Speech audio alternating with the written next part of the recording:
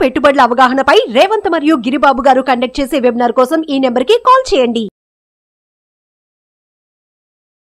నమస్తే, welcome to Suman TV. నేను విష్ణు. ప్రస్తుతంతో పాటు సీనియర్ ఫినాన్స్ ప్రొఫెషనల్ గిరిబాబు గారు ఉన్నారు, వారితో మాట్లాడదాం. సార్ నమస్తే. సార్ గిరిబాబు గారు. నమస్తే అండి. సార్ గిరిబాబు గారు, లాస్ట్ 2-3 రోజుల నుంచి చూస్తున్నాం, మ్యూచువల్ ఫండ్ ఇండస్ట్రీకి సంబంధించి ఒక చిన్న గ్లిచ్ లాంటి వార్త ఒకటి వచ్చింది. క్వాంట్ ఫండ్కి సంబంధించి ఒక న్యూస్ రావడం జరిగింది. దాని తర్వాత చాలామంది ఆందోళన పడ్డారంటూ కూడా రకరకాల వార్తలు వచ్చాయి. దాని మీద అటు నేషనల్ మీడియాలో, లోకల్ మీడియాలో కూడా పెద్ద ఎత్తున వార్తలు రావడం జరిగింది. కాబట్టి అంటే మామూలుగా ఏముంటుందంటే, మ్యూచువల్ ఫండ్స్ అనేది one of the safest investment instrument అంటారు. మీలాంటి ఎక్స్పర్ట్లు ఏం చెప్తుంటారంటే, మ్యూచువల్ ఫండ్ అనేది అంటే మనకున్న ఇన్వెస్ట్మెంట్ ఆప్షన్స్ ఏవైతే ఉన్నాయో వాటిలో ద బెస్ట్ అని చెప్తుంటారు కదా. మరి నిన్న వచ్చిన గ్లిచ్ ఏదైతే ఉందో దాని తర్వాత మీ పర్సెప్షన్ ఏంటి? అంటే ఇప్పుడు కూడా చెప్పగలరా మ్యూచువల్ ఫండ్ అనేది ద బెస్ట్ ఇన్వెస్ట్మెంట్ అని? ఎందుకంటే మ్యూచువల్ ఫండ్ సహీహే అంటారు కదా, మరి ఇప్పుడు ఏం చెప్తారు? మ్యూచువల్ ఫండ్ అప్పుడు సహీహే, ఇప్పుడు కూడా సహీహే. ఏంటంటే ఫస్ట్ ఆఫ్ ఆల్ మనం మ్యూచువల్ ఫండ్స్లో నిన్న జరిగిన క్వాంట్ అనే దాంట్లో అనే ఫండ్ హౌస్లో జరిగిన ఇష్యూ ఏంటి, అది మదుపర్ల మీద పడే ప్రభావం ఏంటి, వాళ్ళ యొక్క ఇన్వెస్ట్మెంట్స్ మీద పడే ప్రభావం ఏంటి, ఇది అర్థం చేసుకుంటే మీకు ఆన్సర్ దొరికిపోతుంది. యాక్చువల్గా క్వాంట్లో ఏం జరిగిందంటే 2020కి ముందు టోటల్ క్వాంట్ యొక్క మొత్తం ఏయుఎం అంటే assets under management less than 100 crores ఉండేది, అరౌండ్ 100 crores. అక్కడ నుంచి 2023 మిడ్లో వరకల్లా 53,000 కోట్లకు వచ్చేసింది. మళ్ళీ 53,000 కోట్ల నుంచి గత 1 yearలోనే 90,000 కోట్లు క్రాస్ అయిపోయింది. 90,000 కోట్లు, 100 కోట్లు ఎక్కడ, 90,000 కోట్లు ఎక్కడ? సో ఇంత ర్యాపిడ్ గ్రోత్ మనం ఇప్పటిదాకా ఏ ఫండ్ హౌస్లో అలాంటి గ్రోత్ చూడలేదు. అంత గ్రోత్ జరిగింది. దీని వెనుక కారణం ఏంటంటే, వాళ్ళు చెప్పేది ఏంటంటే, మేము ఏ స్టాక్ని కూడా ప్రేమించాం. ఒక స్టాక్ పర్ఫామ్ చేయడానికి అవకాశం ఉందంటే దాంట్లో మేము ఇన్వెస్ట్ చేసి ఆ ప్రాఫిట్ రిటర్న్స్ వచ్చిన తర్వాత మేము దాన్ని బయటకు వచ్చేసి మళ్ళీ కొత్త స్టాక్స్ తీసుకుంటూ ఉంటాం. సో మేమంతా కూడా మా స్ట్రెంత్ అంతా కూడా రిసర్చ్. మా రిసర్చే మా స్ట్రెంత్, మా రిసర్చే మా ప్రాసెస్. మా ప్రాసెస్లో ఏదైతే కస్టమర్స్కి ప్రాఫిటబిలిటీ ఉంటుందో ఆ ప్రకారం వెళ్తూ ఉంటామంటారు. వాళ్ళ చర్ణ రేషియో కూడా చాలా ఎక్కువ. సో ఫార్ సో గుడ్, ఇప్పటిదాకా ఏ ప్రాబ్లం లేదు. రీసెంట్గా June 21 నాడు ఏమైందంటే, సెబీ వాళ్ళ ఆఫీసెస్ని విజిట్ చేసింది. హైదరాబాద్ ఒకటి, ముంబై ఒకటి విజిట్ చేసి అసలు వీళ్ళు ఇంతలా రిటర్న్స్ చేస్తున్నారు, ఏమన్నా బ్యాక్ ఎండ్ మతలబ్ ఉందా ఏంటి అనేది వెరిఫై చేయడానికి వెళ్ళారు. వెళ్తే అందులో వాళ్ళకు ఐడెంటిఫై చేసింది ఏంటంటే, మొత్తం ట్రేడ్స్ లిస్ట్ తీసుకున్నారు. తీసుకుంటే మ్యూచువల్ ఫండ్ హౌస్ పరంగా మ్యూచువల్ ఫండ్స్లో ఏవైతే స్టాక్స్ కొంటున్నారో ఆ స్టాక్స్కి కొనడానికి ముందు, ఆ స్టాక్స్ కొన్న తర్వాత వాళ్ళ పర్సనల్ అకౌంట్స్లో కూడా ట్రేడ్ అవుతున్నాయి. ఇది అంటే ఏంటి, క్లుప్తంగా చెప్పాలంటే, వీళ్ళు ఏం చేస్తున్నారంటే, ఏదైనా ఒక స్టాక్ అక్కడ క్వాంట్లో కొనే ముందు, అంటే చాలా పెద్ద మొత్తంలో కొంటారు, పెద్ద అమౌంట్ ఉంది వాళ్ళ దగ్గర, కొన్నప్పుడు ఆ డెఫినెట్గా స్టాక్ వచ్చే పెరుగుద్ది, అంత బల్క్ బయింగ్ ఉన్నప్పుడు ఆ జరుగుతుంది. వీళ్ళు ఎలాగూ చేస్తారు కాబట్టి ముందే పర్సనల్ అకౌంట్ కొనేసి పెట్టేసుకుంటారు. పెట్టేసుకొని ఆ స్టాక్ ఫండ్ హౌస్లో కొన్న తర్వాత మళ్ళీ స్టాక్ పెరిగిన తర్వాత ఇక్కడ అమ్మేసుకుంటారు. అంటే ఇక్కడ మనం గమనించాల్సింది ఏంటంటే, వాళ్ళు ఇన్వెస్ట్ కోసం చేసే పని ఏదైతుందో ఇన్వెస్టర్స్ కోసం, అదే పనిని వాళ్ళ పర్సనల్ అకౌంట్లో before buying into mutual fund and after buying into mutual fund ఇక్కడ కొంటున్నారు ముందుగా, తర్వాత అమ్ముతున్నారు. అమ్మి వాళ్ళు అన్డ్యూ బెనిఫిట్ పొందుతున్నారు ఈ ప్రక్రియ వల్ల. ఇది సెబీ ఐడెంటిఫై చేసింది. యాజ్ పర్ సెబీ నామ్స్, మీరు ఏదైనా ఒక ఫండ్లో ఉన్న స్టాక్ని మీ పర్సనల్ అకౌంట్లో కొనాలి అంటే ముందుగా డిస్క్లోజ్ చేయాలి. మేము కొన్నామని హోల్డ్ చేయాలి. హోల్డ్ చేసిన తర్వాత అమ్మాలి అంటే మళ్ళీ దానికి ఒక సర్టన్ పీరియడ్ ఉంటుంది. ఈవెన్ మీరు కొన్ని అకౌంటింగ్ ఫర్మ్స్ ఉంటాయి, డెలాయిట్, ఎర్నెస్ట్ యంగ్, ఇలాంటి కంపెనీస్లో పనిచేసే ఎంప్లాయీస్ కూడా వాళ్ళ యొక్క అకౌంట్లో పర్సనల్ అకౌంట్స్లో షేర్స్ కొనాలంటే ముందుగా హెచ్ఆర్ పర్మిషన్ తీసుకోవాలి. మినిమం 30 days హోల్డింగ్ పీరియడ్ ఉండాలి. తర్వాత అమ్మాలి అంటే వాళ్ళకి చెప్పాలి. ఎందుకంటే ఇక్కడ మా ఎంప్లాయీస్ కానీ మా ఇంటర్నల్ మేనేజ్మెంట్ కానీ ఎటువంటి అన్డ్యూ బెనిఫిట్ తీసుకోవట్లేదు అని ప్రపంచానికి తెలియజేయడం కోసం అలాంటి ప్రాక్టీసెస్ ఫాలో అవుతారు. వీళ్ళు అలాంటి ప్రాక్టీస్ ఫాలో అవ్వలేదు. దీనివల్ల ఏం చేశారంటే, వాళ్ళు ఎవరైతే ఫండ్ మేనేజ్మెంట్ టీం ఉందో, ముఖ్యంగా సందీప్ టండన్ అండ్ వాళ్ళ డీలర్స్, వీళ్ళిద్దరికీ యాక్చువల్ తెలిసేది ఏ స్టాక్ మన ఫండ్ హౌస్ కొనబోతోంది, ఏ స్టాక్ అమ్మబోతోంది, వీళ్ళకి తెలుస్తుంది. కాబట్టి వాళ్ళు ముందుగా కొనుక్కోవడం వల్ల వాళ్ళు లబ్ధి పొందారు.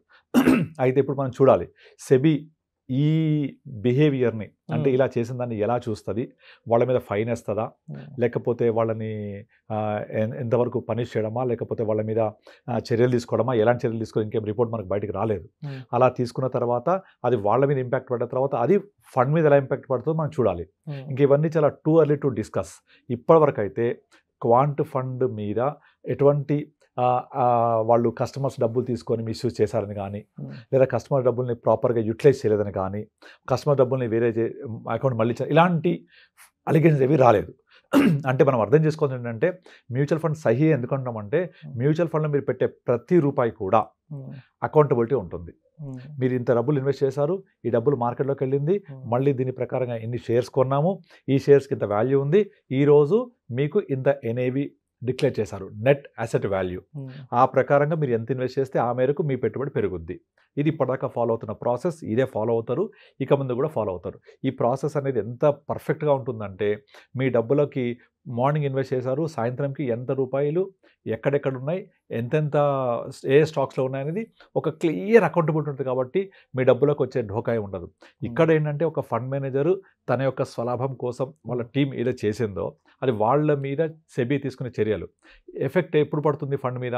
ఒకవేళ వీళ్ళు కనుక ఈ ఫండ్ హౌస్ నుంచి వెళ్ళిపోయి ఆ ఫండ్ మేనేజర్ ఆ పలానా ఫండ్స్ కనుక మేనేజ్ చేయకపోతే, ఆ ఫండ్ హౌస్ నుంచి ఈ ఫండ్ మీద వెళ్ళిపోతే, అప్పుడు ఎప్పుడైనా గుర్తుపెట్టుకోండి, ఒక ఫండ్ హౌస్లో ఒక ఫండ్కి మేనేజ్ చేసే ఒక ఫండ్ మేనేజర్ వెళ్ళిపోతే డెఫినెట్లీ ఆ ఫండ్ యొక్క పర్ఫార్మెన్స్ ఇంపాక్ట్ అవుతుంది.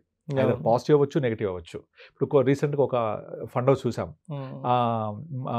పేరొద్దు, ఆ ఫండ్ హౌస్లో ఆ పలానా ఫండ్ మీద ఉన్నంత కాలం అస్సలు పర్ఫామ్ చేయలేదు. ఆ పర్ఫామ్ చేయకపోవడం వల్ల వాళ్ళ మేనేజ్మెంట్కి అర్థమైంది, వాళ్ళ ప్రమోటర్ గ్రూప్కి ఆ ఫండ్ మేనేజర్ని CEO పదవి నుంచి తీసేశారు. తీసిన తర్వాత కొత్త టీంని ఇంట్రొడ్యూస్ చేశారు.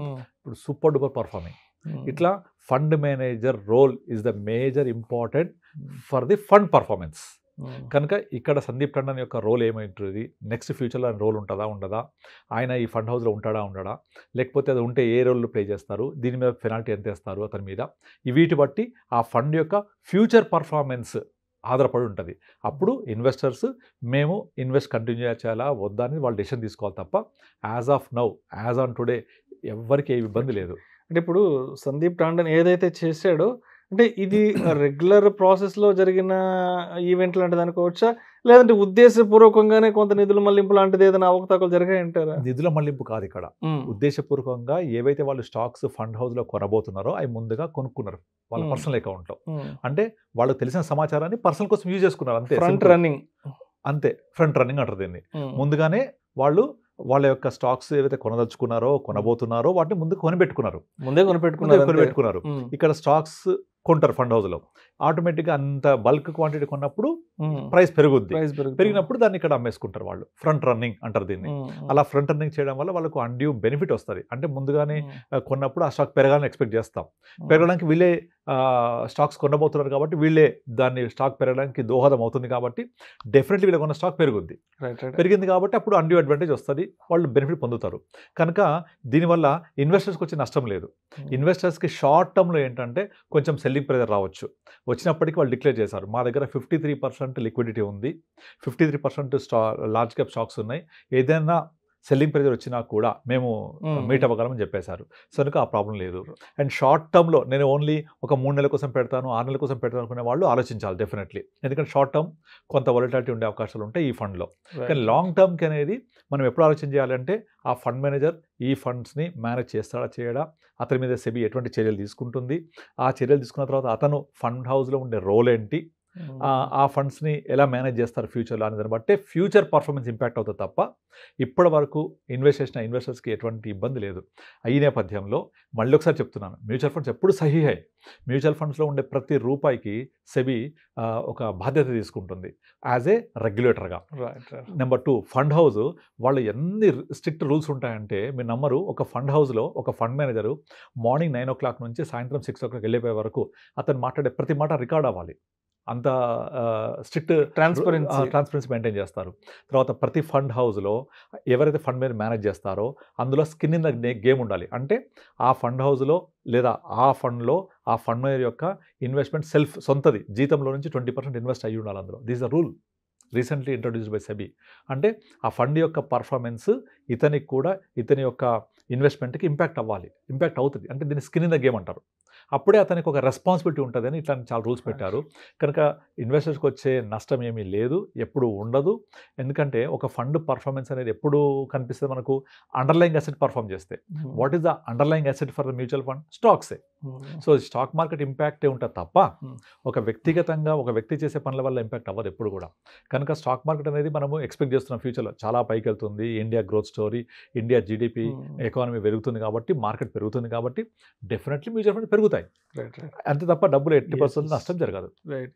ఇక్కడ ఒక విషయం కూడా చెప్పగలరు అంటే ఇప్పుడు సందీప్ టాండన్ ఏదైతే చేశాడో అంటే ఈ ప్రాసెస్ ఓన్లీ క్వాంట్లోనే జరుగుతుంది అంటే మామూలుగా రెగ్యులర్గా వేరే ఫండ్ హౌస్ మేనేజర్లు కూడా రెగ్యులర్ ప్రాక్టీస్ లాంటిది అంటారు. ఇది సెకండ్ ఇన్సిడెంట్. ఇది యాక్సెస్ లో కూడా జరిగింది. యాక్సెస్ లో కూడా జరిగింది. అతని మీద కూడా చర్యలు తీసుకున్నారు, అతన్ని పంపించేశారు. ఆ డీలర్స్ మీద కూడా సెబీ పెనాల్టీ అవన్నీ వేసింది. ఇది జరిగింది. తర్వాత అంతా మళ్ళీ access is doing good. So అలాగే ఇక్కడ కూడా ఒక ఇండివిజువల్ లెవెల్లో చూడాలి తప్ప ఇది ఒక మ్యాక్రో లెవెల్లో, ఇండస్ట్రీ లెవెల్లో చూడాల్సిన అవసరం లేదు. Industry, funds, markets everything is పక్కా రెగ్యులరైజ్డ్. ఇంత రెగ్యులరైజ్డ్ మార్కెట్ ఎక్కడ లేదు ఇండియాలో. కంప్లీట్ ట్రాన్స్పరెన్సీ ఉంటుంది. మీ ప్రతి రూపాయి మార్నింగ్ ఏ స్టాక్స్లో ఉంది, సాయంత్రం ఏం అమ్మేశారు, ఏం యాడ్ చేశారు, ప్రతిదీ పోర్ట్ఫోలియో మీకు డిస్క్లోజ్ అవుతుంది. మీరు మొత్తం ఆంపీ వెబ్సైట్లో ఇంటర్నెట్ చూడొచ్చు. ప్రతిదీ ట్రాన్స్పరెంట్గా ఉంటుంది, అసలు ఇబ్బంది లేదు మీకు. మీ పోర్ట్ఫోలియో మొత్తం డిస్క్లోజ్ అవుతుంది. ఆ పోర్ట్ఫోలియో ప్రకారంగా మీ రిటర్న్స్ వస్తూ ఉంటాయి.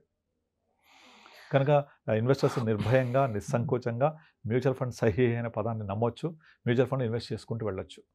ఇది ఒక్క ఫండ్ హౌస్లో జరిగిన చిన్న ఇన్సిడెంట్.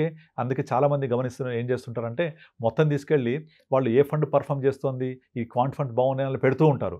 అందుకే ఎప్పుడు కూడా all X in one basket చేయొద్దు, అన్నీ ఒక దగ్గర పెట్టొద్దు. ఒకటి ఇంపాక్ట్ అయితే మొత్తమే పెట్టబడుతుంది. కనుక ఒక అడ్వైజర్ని కలిసినప్పుడు ఏ అడ్వైజర్ కూడా చెక్ చేసుకోండి, ఇలాంటి పనులు చేయరు. అన్ని ప్రాపర్గా బైఫర్కేట్ చేస్తారు కొంచెం అన్ని చోట్ల కూడా. అప్పుడు ఒకటి ఏదైనా ప్రాబ్లం వచ్చినా మిగతా సేవ్ అవుతాయి. సో మనకు కావాల్సిన డిజైర్డ్ రేట్ ఆఫ్ రిటర్న్ వస్తాయి తప్పకుండా. ఎప్పుడు కూడా diversification is very very important. Thank you sir. Thank you so much. Thank you అండి. సుమన్ టీవీలో మీ పర్సనల్ అండ్ బిజినెస్ ప్రమోషన్స్ కోసం కింది నెంబర్కి కాంటాక్ట్ చేయండి.